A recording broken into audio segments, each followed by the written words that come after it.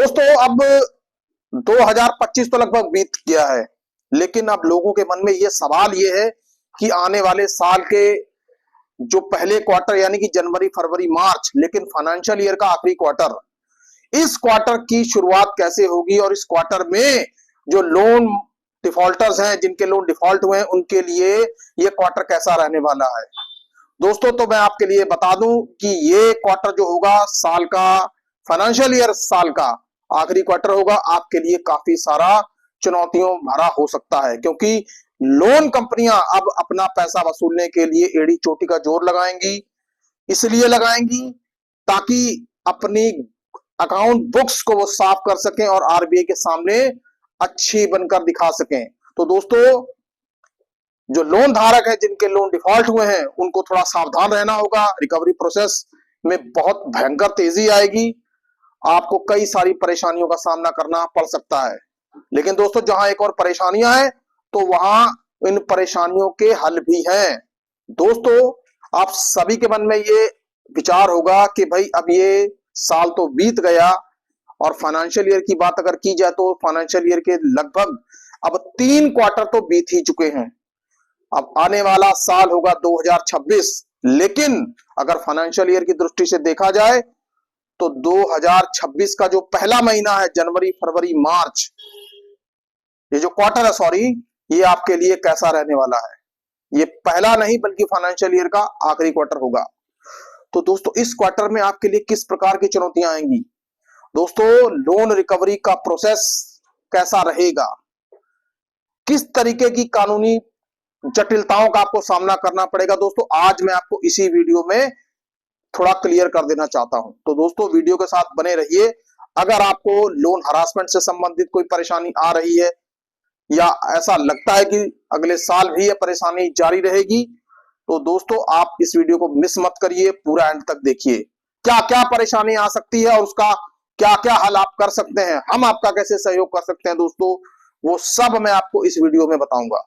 तो दोस्तों, वीडियो के साथ बने रहिए। दोस्तों, सबसे पहले मैं आपको यही बात कहना चाहूंगा कि जिनके लोन डिफॉल्ट हो गए हैं या हो चुके हैं, होने वाले हैं, उन सभी को दे देना चाहिए प्रायर लीगल नोटिस, क्योंकि प्रायर लीगल नोटिस अब आपके लिए बहुत बहुत बहुत काम आने वाली नोटिस है दोस्तों।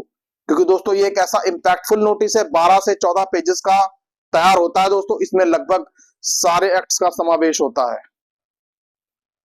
दोस्तों, आप इस नोटिस को यदि ये देंगे तो दोस्तों आप अपने लिए लीगल पोजीशन सिक्योर कर लेंगे दोस्तों। तो ये नोटिस आप जब भी दें, आप अपने एडवोकेट के थ्रू दिलवाएं दोस्तों। कभी भी खुद से देने की गलती ना करें, क्योंकि एक एडवोकेट ही है जो आपके लिए सही तरीके से नोटिस ड्राफ्ट करेगा और आपको कई सारी परेशानियों से बचाएगा दोस्तों, यदि आपके एडवोकेट इस नोटिस को बनाने में सक्षम नहीं है तो आप हमसे कह सकते हैं, हम आपकी पूरी सहायता करेंगे दोस्तों। हमारी टीम आपकी सेवा में हमेशा तत्पर रहेगी। लेकिन दोस्तों, प्रायर लीगल नोटिस आपने देना जरूर है, क्योंकि अब इसके अलावा आपके लिए कोई भी चारा नहीं है, क्योंकि प्रेशर मंथ स्टार्ट होने वाले हैं, प्रेशर आपके ऊपर पड़ेगा ही। अब दोस्तों, आने वाला जो साल है, आने वाला जो फाइनेंशियल ईयर है, जो लास्ट कमिंग फाइनेंशियल ईयर है, वो आपके लिए कैसा रहने वाला है। दोस्तों, आने वाला जो कमिंग फाइनेंशियल ईयर है वो आपके लिए बहुत ही ज्यादा चुनौतीपूर्ण रहेगा। वो कैसे दोस्तों, जिनके लोन कुछ पुराने हो चुके हैं, जैसे किसी के 7 या 8 महीने पहले हो चुके हैं, पुराने डिफॉल्ट हो चुके हैं, या जैसे किसी के राइट ऑफ हो गए हैं, जिसके किसी के नए नए एनपीए हुए हैं, तो दोस्तों ऐसे लोगों के ऊपर प्रेशर थोड़ा ज्यादा पड़ेगा, क्योंकि लोन अमाउंट जो है उनके लिए मैटर नहीं करता। वो ये देखा जाता है कि लोन आखिरकार कितना पुराना है दोस्तों। जैसे किसी का 3 से 4 महीने हो या 7 से 8 महीने का भी पुराना लोन होगा, तो दोस्तों कंपनियां उन लोगों को करेगी टारगेट। कंपनियां उन लोगों के ऊपर पूरा प्रेशर बिल्टअप करेंगी कि आप पैसा वापस दीजिए, और दोस्तों हो सकता है कि आपको सेटलमेंट के चांसेस भी हो जाएं। दोस्तों, सबसे पहले जो लोन रिकवरी का जो प्रोसेस है, उसमें आपको कॉल्स तो लगातार आती ही रहेंगी, कॉल्स आपको खूब आएंगी। कॉल्स की तो आप चिंता ना करिए, कॉल्स तो आपको भर भर के आएंगी। लेकिन आपको करना क्या है, आपने कॉल्स को उठाना नहीं है, आपने कॉल्स को बिल्कुल दरकिनार कर देना है दोस्तों। इससे आपके मन की शांति बनी रहेगी, क्योंकि अगर कॉल उठाएंगे तो आप अपना ब्लड प्रेशर खुद ही बढ़ा लेंगे दोस्तों। तो कॉल्स मत उठाइए, सबसे पहला तो काम आपने ये करना है। और दोस्तों दूसरा काम, जब आपके पास लोन रिकवरी एजेंट आता है तो जिन लोगों ने प्रायर लीगल नोटिस दिए हुए हैं, प्रायर लीगल नोटिस में के साथ साथ इंटीमेशन लेटर जो दिए हुए हैं, उन्होंने क्या करना है, इंटीमेशन लेटर जब भी लोन रिकवरी एजेंट आपके पास आएगा उससे कहिए भैया इंटीमेशन लेटर पे साइन करो। वो कहेगा क्यों? क्योंकि इसलिए कि भाई हमने तो आपकी कंपनी को प्रायर लीगल नोटिस दिया है एज पर दी आरबीआई प्रोविजंस। तो आप किस कंपनी से आए हो, आपका नाम क्या है, आपका आइडेंटिटी कार्ड नंबर क्या है, क्या आपके पास होम विजिट, ऑफिस विजिट की लेटर है, आपके पास डीआरए का लाइसेंस है, इस तरीके के सवाल आप लोन रिकवरी एजेंट से पूछिए। अगर है तो उसके अंदर एक पूरा डेटा बना हुआ है, उसमें सारा कुछ नोट करिए और लोन रिकवरी एजेंट से रिसीविंग लीजिए। अगर जेन्युइन होगा तो रिसीविंग दे देगा, नहीं होगा तो भाग जाएगा।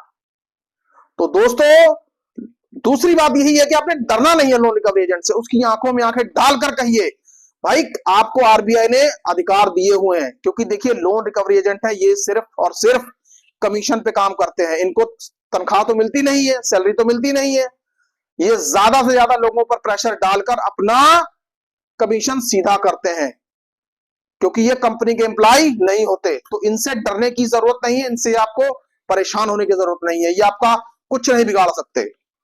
और दोस्तों नंबर 3 जो सबसे इंपॉर्टेंट चीज है वो ये है कि कंपनी की तरफ से यदि आपको लीगल नोटिस किसी भी प्रकार का आता है तो दोस्तों उसमें उसको रिप्लाई देने में किसी प्रकार की कोई चूक मत करिए, क्योंकि आप अगर चूक करेंगे तो ये आपके लिए घातक भी साबित हो सकता है।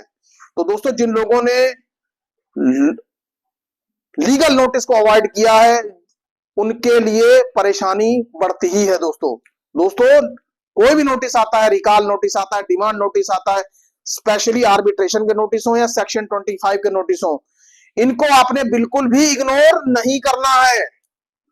इस बात का ध्यान आपने पूरा रखना, जब तक आपका लोन सेटल नहीं हो जाता, जब तक आप पैसे चुका नहीं पाते, तब तक आपको नोटिस के रिप्लाई देने हैं। अरे कितने देने होते रिप्लाई?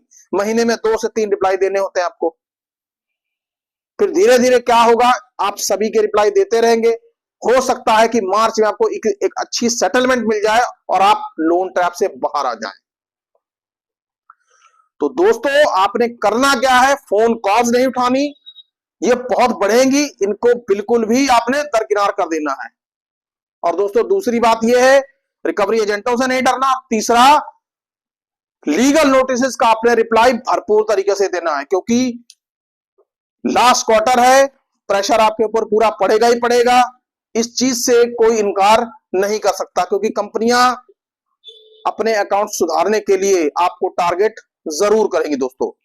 तो दोस्तों सावधान रहिए, अगर आपको हमसे किसी सहायता की उम्मीद है तो आप बेझिझक हमारे नंबर पर मैसेज कर सकते हैं।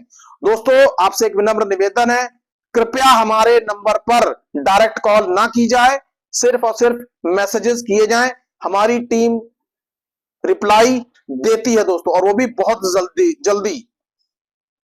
तो दोस्तों हमें इस चीज का कोई फर्क नहीं पड़ता कि सामने वाला हमारा क्लाइंट है या नहीं है, हमारी टीम बिना ये सोचे समझे रिप्लाई देती है दोस्तों। तो दोस्तों आपको समस्या है, मैसेज करिए और मैसेज में ही रिप्लाई आपको मिलेगा। दोस्तों आज का ये वीडियो आने वाले फाइनेंशियल ईयर, आने वाले साल के जो लास्ट क्वार्टर के ऊपर था कि आपके लिए क्वार्टर कैसा रहेगा। आपको वीडियो कैसा लगा कृपया कमेंट बॉक्स में कमेंट करके हमें जरूर बताएं दोस्तों। सुखी रहिए, स्वस्थ रहिए, जय हिंद, जय भारत।